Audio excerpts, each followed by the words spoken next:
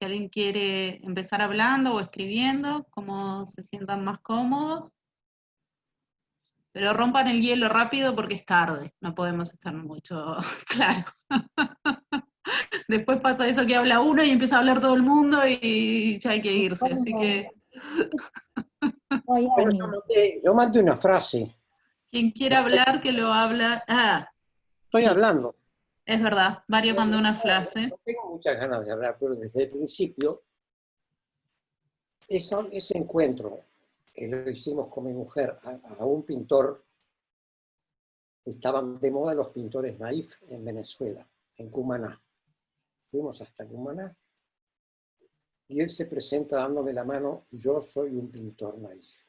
Y a mí eso me abrió un mundo increíble. Quizá ustedes no, pero me abrió un mundo increíble. Cómo se identifica con lo que alguien le impuso, alguien que sabe francés y él no sabe francés.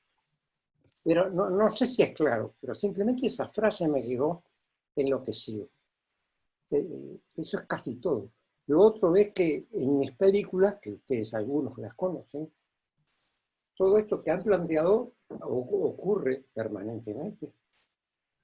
Y lo único, lo que para completar, lo que pensaba es que extrañamente cada vez que se habla de lo popular, se habla de lo colectivo. Y yo creo que no tiene mucho que ver. Me gustó mucho lo último que veí de nuestra amiga Rosalía Binocur y lo que dijiste vos, Díaz. La unión de lo popular con lo colectivo. Y no se da. Yo no lo he visto. Muchas gracias. Bien. Disculpen. No, al contrario, Mari, muchas gracias por tu intervención. No sé si alguien quiere decir algo, yo tendría cosas para decir, pero prefiero que hablen ustedes.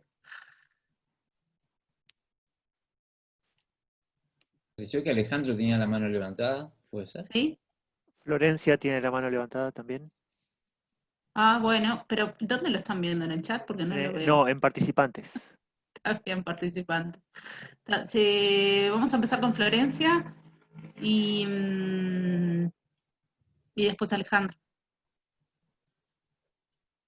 que no le veo la mano levantada, pero Florencia, ¿querés hablar?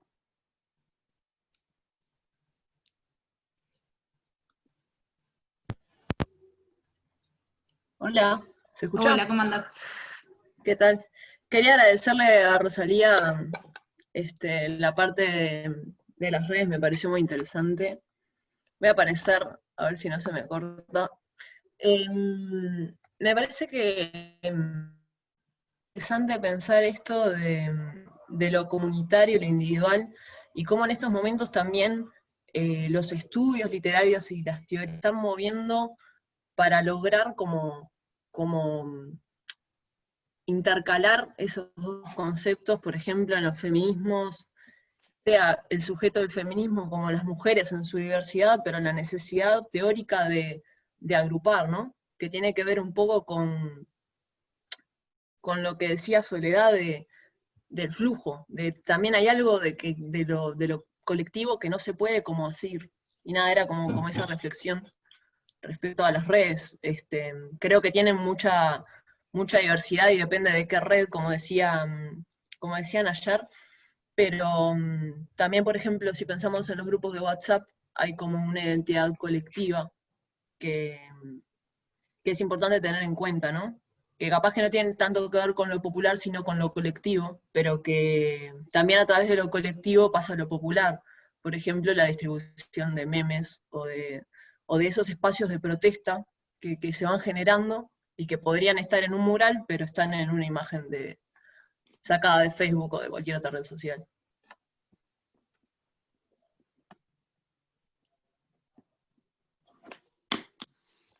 Bien. ¿Vos, Alejandro, querías hablar o fue una mala interpretación? No. Quería hacer una pregunta. En realidad dale. quería preguntarle un poco a Diego, porque me dejó pensando mucho lo que planteó. Y más allá digamos, de las opiniones sobre las buenas intenciones de las políticas culturales o no, que bueno, yo digamos, me llevo la parte que me toca en eso y hace tiempo que venimos en un proceso de pensar un poco qué fue lo que pasó, ¿no? Con los gobiernos que él denomina progresistas. Pero quería, digamos, no hablar de eso, de las políticas culturales y de las buenas intenciones o no que se puedan haber tenido durante esos gobiernos, sino una cosa que me dejó preocupado, que tiene que ver, además un poco con lo que decía Rosalía en la primera parte de la exposición, y que tiene que ver con con esta idea de renunciar a la representación, ¿no? A mí me genera, por un lado, estoy de acuerdo con el planteo en la medida en que efectivamente los movimientos y las culturas en distintos niveles tienen sus intelectuales orgánicos y esos intelectuales orgánicos no necesitan otras instancias de legitimación, pero me quedé pensando en que tal vez cómo pensar esa diversidad sin puentes, sin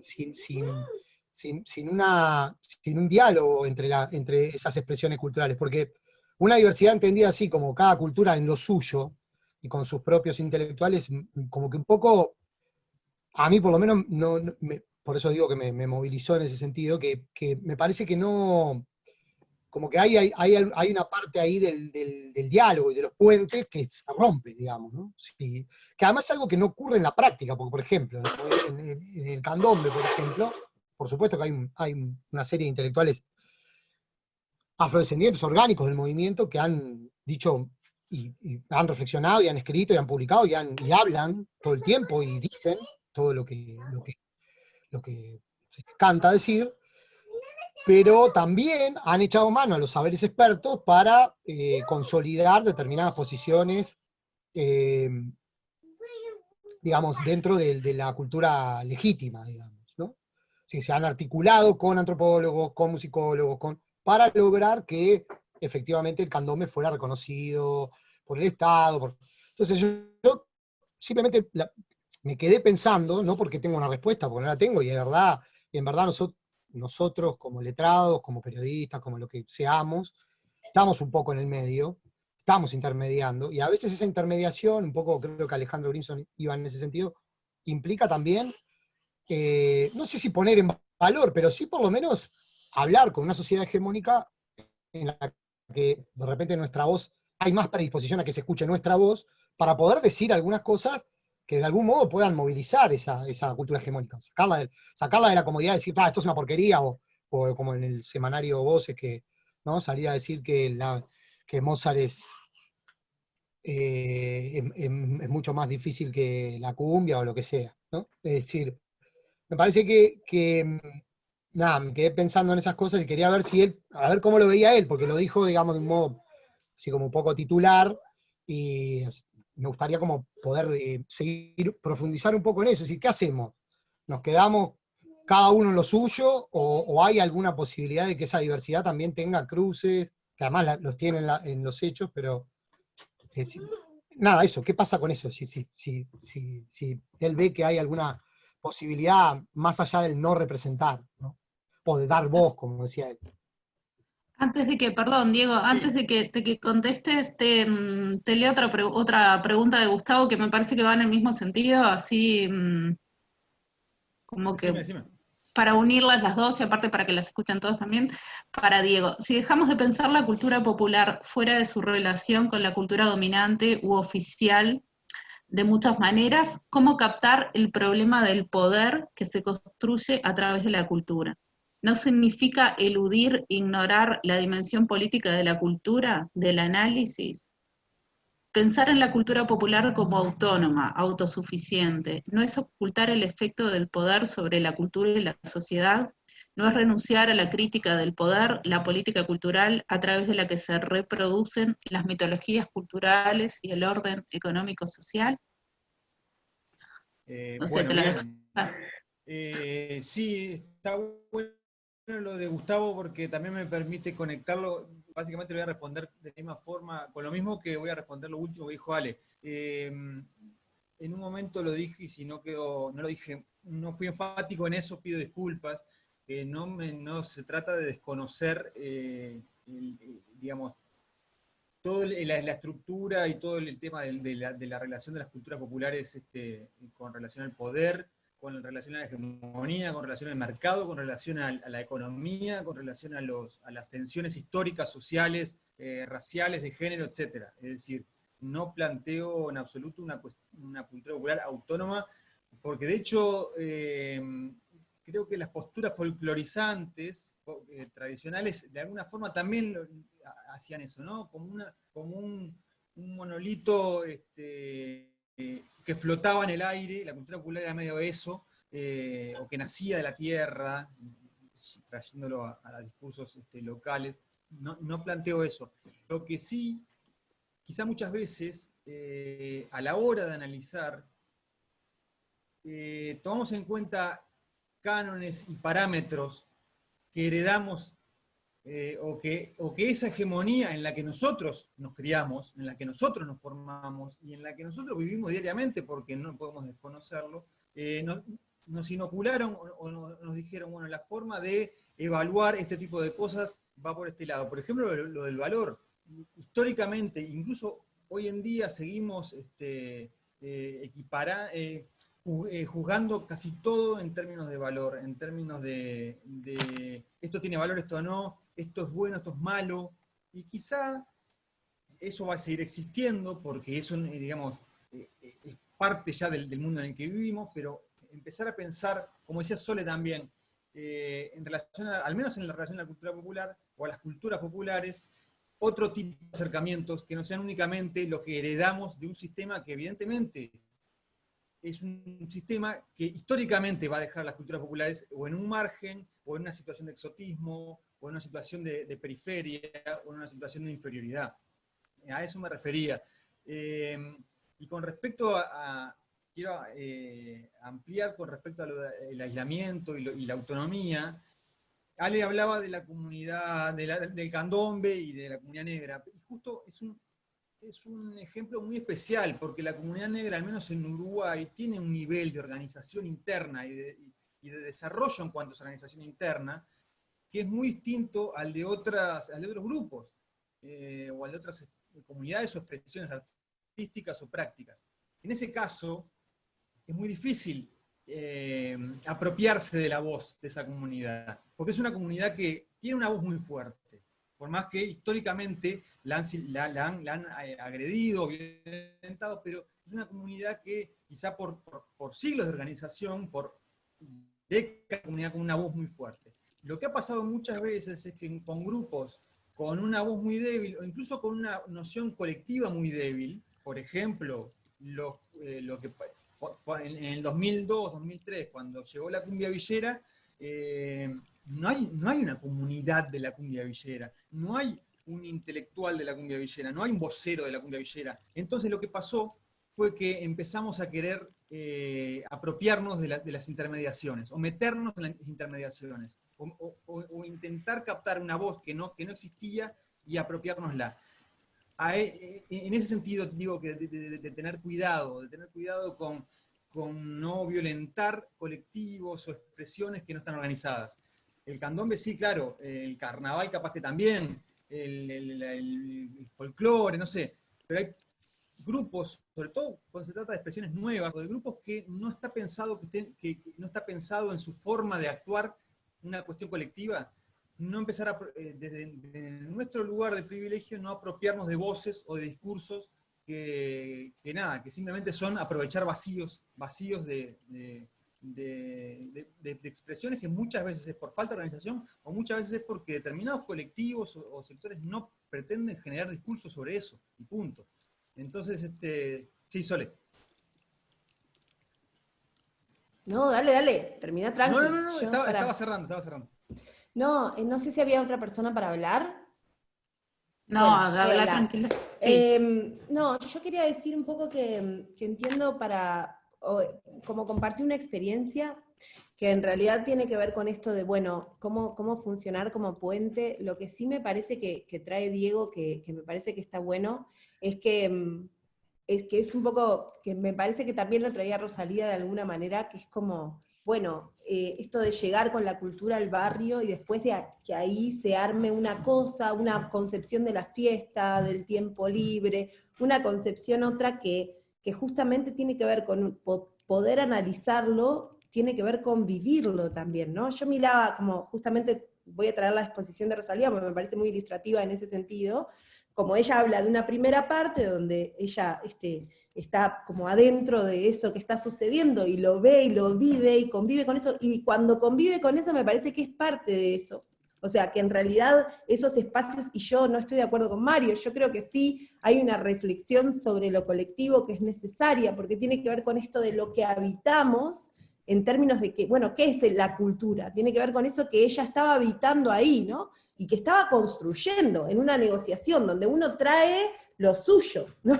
Y lo vive. Me parece que lo que dice Diego, y me parece interesante, es que, y yo lo siento también, es que hay algo como a veces de corte entre la forma en que se analizan esos fenómenos, ¿no? Y se piensan esos fenómenos, y la forma en que se viven, y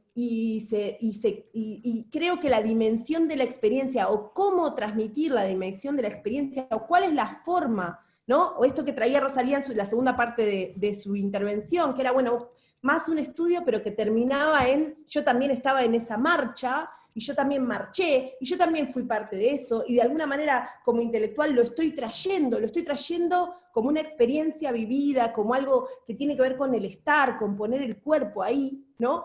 Que a veces cuando se mira de afuera, muchas veces, por lo menos me parece que también lo que pasa es que inevitablemente se cae en una dimensión más disciplinar, o más de variable de calidad sobre eso que se está analizando, ¿no? Por ejemplo, en el carnaval hay un ejemplo muy claro, que es que se armó, y esta cosa de la relación que también traía Ale entre los colectivos y los intelectuales, me parece que, por ejemplo, en el carnaval sucedió que en Murga Joven, por ejemplo, en el carnaval hay varias categorías, está la categoría de Murga y también el candombe, que de alguna manera fueron como oficializados o intervenidos, o de alguna manera consiguieron recursos porque pudieron organizarse y articular con el Estado en diferentes formas, y se armó eso que se llama Murga Joven. Y Murga Joven fue una cosa súper importante, es una cosa súper importante en la concreción de la cultura y de la transmisión popular, y se pusieron recursos del Estado ahí. Y en otras categorías del carnaval no sucedió eso ni en las revistas, ni en los parodistas, no hay ni parodistas jóvenes, ni revistas jóvenes.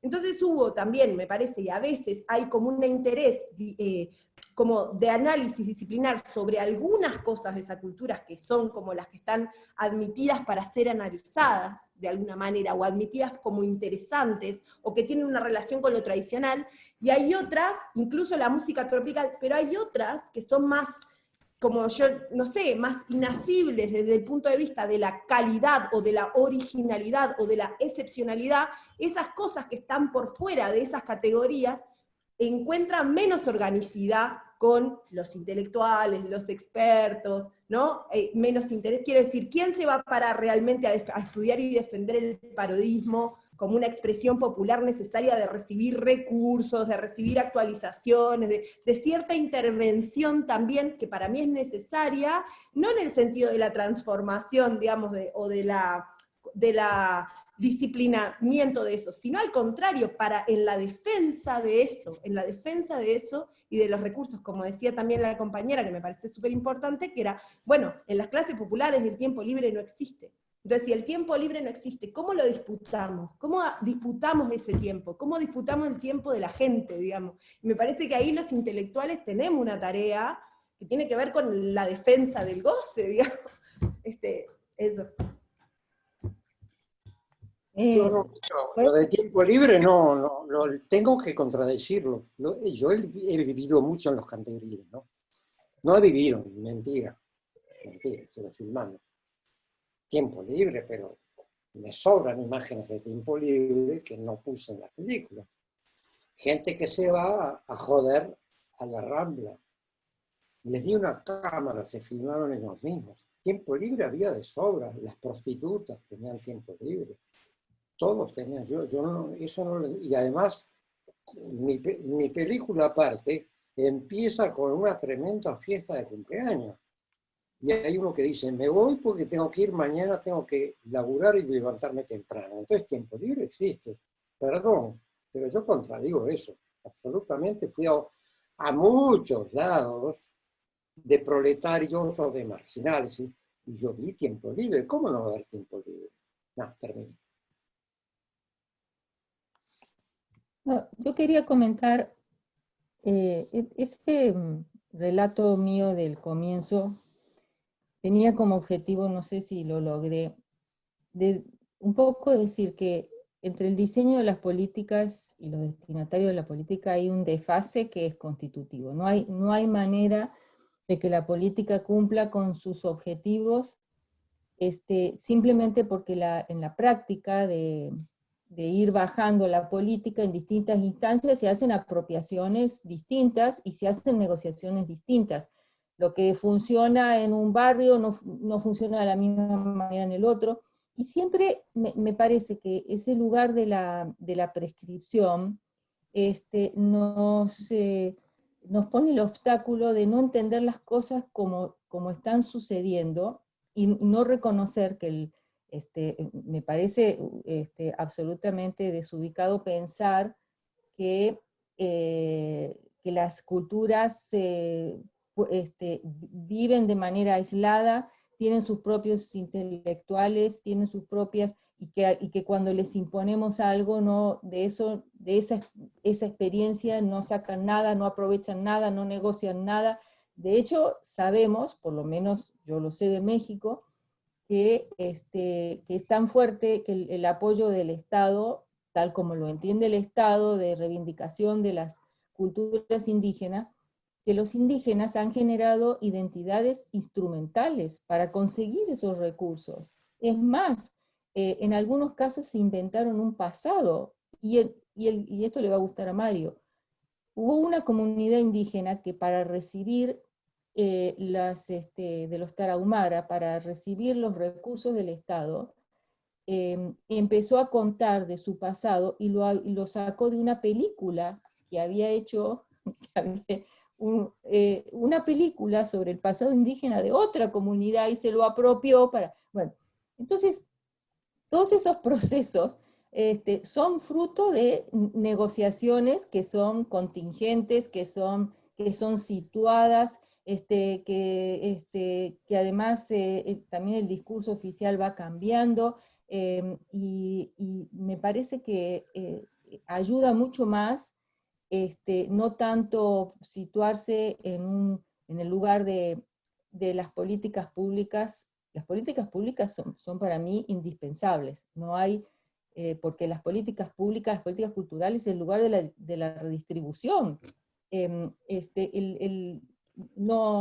¿Cómo pensar la apropiación y la democratización de los bienes culturales si no hay política pública? No, para mí eso es irrenunciable.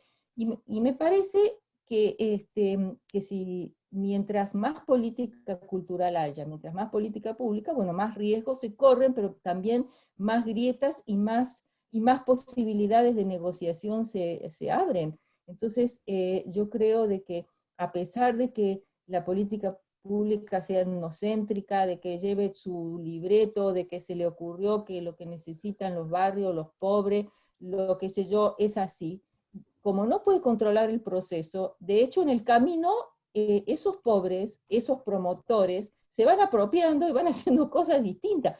Podemos decir siempre en desigualdad de condición, lo que sea, pero no están reaccionando frente a la política pública, la están cambiando, la están moldeando, la están usando, incluso les digo, hasta desarrollan de una manera muy creativa identidades instrumentales para obtener esos recursos, y en eso se apropian de discursos, de narrativas, de muchas. Entonces yo creo que hay que entenderlo ahí, en ese lugar, y no tanto ponerse, no sé.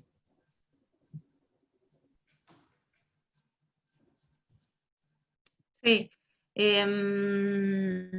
Les leo algo que también me parece que escribió Clara Palacios acá, que bueno, que tiene que ver con esto que estamos discutiendo, y que transformar esos lugares de poder implica, entre otras cosas, un desafío de descolonización interna, interpelándonos continuamente y transitando la contradicción continua, ¿no? Me parece que también eso era como interesante de traer a cuento esto que trae Clara, lo de la dimensión personal de los prejuicios, ¿no? Y lo de la mirada hacia adentro, no solo de lo que hago por, sino de lo que hago también en contra, porque también somos seres sociales que estamos inmersos en esta cantidad de estigmas, ¿no?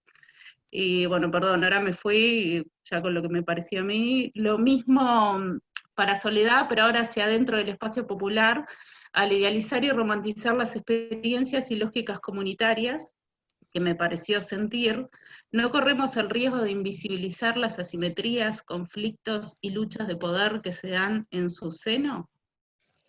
Bueno, yo con respecto a eso pienso que en realidad yo no tenía la intención de romantizar, pero sí me parece que sí hay algo de lo inasible, que si eso es romantizar, o sea, que hay algo de lo romántico ritual, de alguna manera, y que sí tiene unas lógicas de poder y sí tiene un montón de cuestiones adentro de su seno que es muy importante ver y no sé si modificar, pero sí poder pensar. Ahora, la producción de esas culturas, yo creo que nosotros no la podemos pensar, y acá, bueno, en términos como moralizantes, ¿no? Si la queremos pensar en lo diverso. Y bueno, y ahí está, hay un límite que es súper extraño y súper difícil de habitar, que es, bueno, justamente, ¿no? ¿Dónde empieza y dónde termina esa cultura? Esto que yo decía, bueno, hay algo de lo que no podemos terminar de definir, porque bueno, es esto, hay cierto romanticismo de esos rituales, que muchas veces romantizan cosas con las que yo puedo estar en desacuerdo en un montón de términos, y eso ahí, esa contradicción, esos conflictos, digamos, son los que estamos obligados a evitar, me parece, para poder pensar de manera compleja. Si yo digo simplemente, bueno, el parodismo es un lugar donde suceden un montón de abusos sexuales, lo cual es así, ¿no? O hay un montón de abuso laboral, lo cual también es así, porque hay jóvenes que se prestan a dar su cuerpo, entregar su trabajo por 100 pesos por noche, ¿no? Esa es la realidad, o que forman parte de sus cuerpos, ponen sus cuerpos al servicio de una corporación televisiva que extrae de su energía un montón de riqueza que ellos no ven. Eso también sucede con la cultura popular. Ahora, si yo solamente lo pienso en términos moralizantes, o en términos, digamos, o en términos de cómo aplico yo la cultura del sindicalismo, por ejemplo, o la cultura del trabajo, ¿no? Entonces, ¿cómo aplico la conciencia de clase a un pibe que se crió en un barrio y que toda la vida soñó con ser parodista, y que fue a las promesas, y que bailó, y que no sé qué, y de repente se enfrenta a una corporación que hace con eso lo que quiere, digamos, que se aprovecha de esa cultura y hace con eso algo otro que esa persona no ve y no vive, ¿no? Entonces, solamente puedo llegar en qué términos se genera ese diálogo, en qué términos poder pensar, ¿no? en esas cuestiones que están tan lejos muchas veces de lo organizativo, en términos de reclamo, en términos de pedido de recursos, de dónde van a salir esos recursos, que no solamente podrían salir del Estado, podrían salir también de otro montón de lugares que se aprovechan de esas culturas y las comercializan, ¿no? Entonces, bueno, digamos, ¿cómo habitar ese conflicto? Yo no tengo ni idea, pero sí sé que hay algo de lo ritual que no es estrictamente y no se trata de romantizar, sino de entender en su diversidad y en su complejidad, algo que es un fenómeno muchas veces difícil de explicar o difícil de entender, ¿no? En términos de, bueno, justamente de valor, ¿no? ¿Cuál es el valor para ese pibe de subirse a 7 tablados y dejarse explotar, ¿no? Y muchas veces dejarse abusar, o entregar un montón de cosas, su cuerpo, ¿no? A un montón de cuestiones donde lo que recibe a cambio solamente es cierto reconocimiento de la pertenencia. ¿Cómo se juzga eso? ¿Se juzga? ¿No se juzga? cómo se juzga, por ejemplo, tipo la idea estética del canto de un parodista, por ejemplo, o del canto, ¿no? De esa cosa que es como la parodia de la parodia. ¿Cómo se pone eso en cuestión en términos académicos? ¿Cómo se evalúa? No sé, para mí es una pregunta.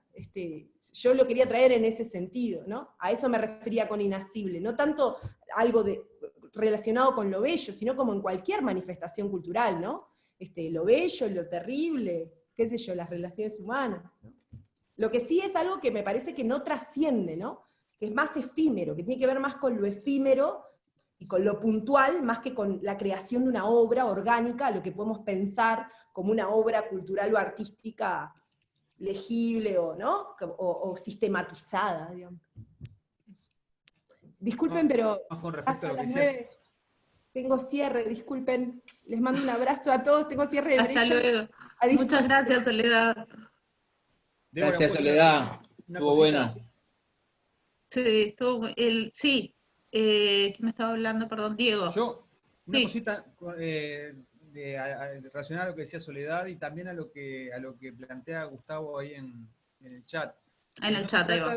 No se trata de dejar afuera los valores o la valoración o la noción de valor a la hora de acercarnos o de analizar o de trabajar el tema en relación a la cultura popular, sino tener mucho cuidado con qué tipo de criterios o qué tipo de valores estamos usando.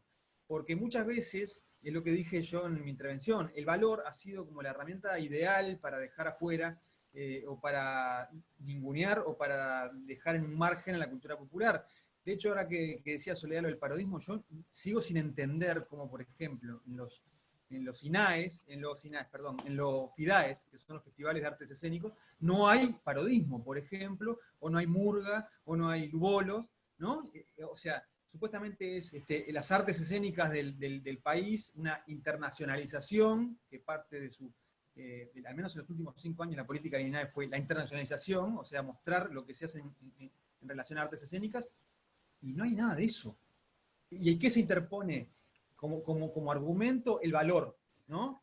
Digamos, esto no tiene valor para estar para hacer la imagen, la marca país Uruguay, esto sí. Entonces, mucho cuidado con el uso que le damos a la valorización, a eso me refería, no ignorarla, Gustavo.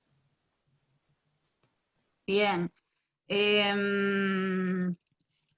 Vamos a cerrar porque son las 9 y bueno, ya Débora, es momento.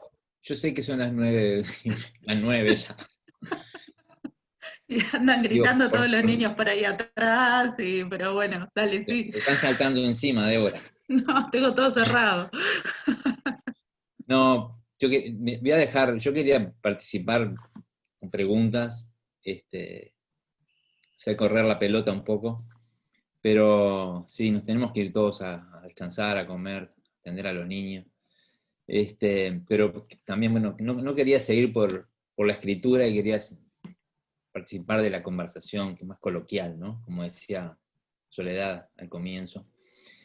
No, entonces quedó aclarado, Diego. Lo que pasa es que en un momento me pareció que estábamos, o sea, la consigna era plantear el problema del valor, no eludirlo, pero está claro que yo pienso en el sentido que proponés vos, ¿verdad? O sea, no se trata se trata en todo caso de replantear el tema del valor para cuestionar el modo en que usualmente se valora o se desvaloriza, ¿verdad? Distintos fenómenos, ¿verdad? Pero justamente no renunciar. Y a veces nos cuesta, muchas veces en la academia en particular, y en la antropología, en la sociología, en las comunicaciones, etcétera, las distintas disciplinas en la historia, eludimos la cuestión del valor. O sea, pasamos a una cuestión descriptiva, analítica, ¿verdad? Y nos callamos la boca, no tenemos el aparato para empezar a cuestionar el sistema de valoración dominante, que termina informando y siendo la base de las políticas culturales y las políticas educativas y las políticas, etcétera, ¿verdad? Entonces creo que si no empezamos a dar esa lucha por la cuestión del valor y desafiar los criterios de valoración, ¿no? Y los mecanismos de valoración, tenemos una batalla perdida, ¿verdad? Y eso, bueno, me retrotrae a la primera cuestión, que yo difícilmente me puedo, lo planteaba Alejandro Cortázar, ¿verdad?, pensar la cultura popular por fuera de la ecuación con el poder, ¿verdad? Que no se trata de leer lo popular desde la alta cultura, o leer lo popular con los criterios de valoración de la alta cultura, sino lo popular como efecto de una política, de un poder, ¿verdad? Ahí muchas veces en la academia la batalla nuestra no es tanto hacia, o sea, el diálogo no es tanto hacia lo popular o hacia los practicantes, sino es hacia adentro de la academia, hacia adentro del Estado, ¿verdad? Y siempre la mitad de cualquier trabajo de investigación sobre la cultura popular tiene que ser contra las instituciones que legislan, que hacen política hacia lo popular, ¿no? A fin de ponerlas en cuestión. Así comenzaste tú, me parece, o sea, impugnando, por ejemplo, ciertos referentes de la política y las autoridades de la cultura, ¿verdad? El caso de García Vigil, el caso de, no sé, de Auchaín, ¿verdad? Para nombrar, ¿no? Para nombrarlos con todas las letras, digamos, ¿no? Que son los que marcan la cancha, que son los que sancionan lo que vale, lo que no vale, lo que vamos a promover, lo que no vamos a promover, lo que vamos a enseñar y lo que no vamos a enseñar, ¿no? Y que bueno, y van formando un orden simbólico, un orden cultural, ¿no? Más y menos sutilmente, más y menos crudamente, ¿no? Entonces, por eso, igual, me pareció súper provocativo tu planteo, me dejó así de entrada, ¿verdad? Como engranado, ¿verdad? Cuando vos planteabas de que querías renunciar a pensar lo popular en relación al poder o a la cultura dominante y pensarla en sí mismo, claro, a mí me dejó chirriando, ¿verdad? Por esto que planteo ahora, ¿no?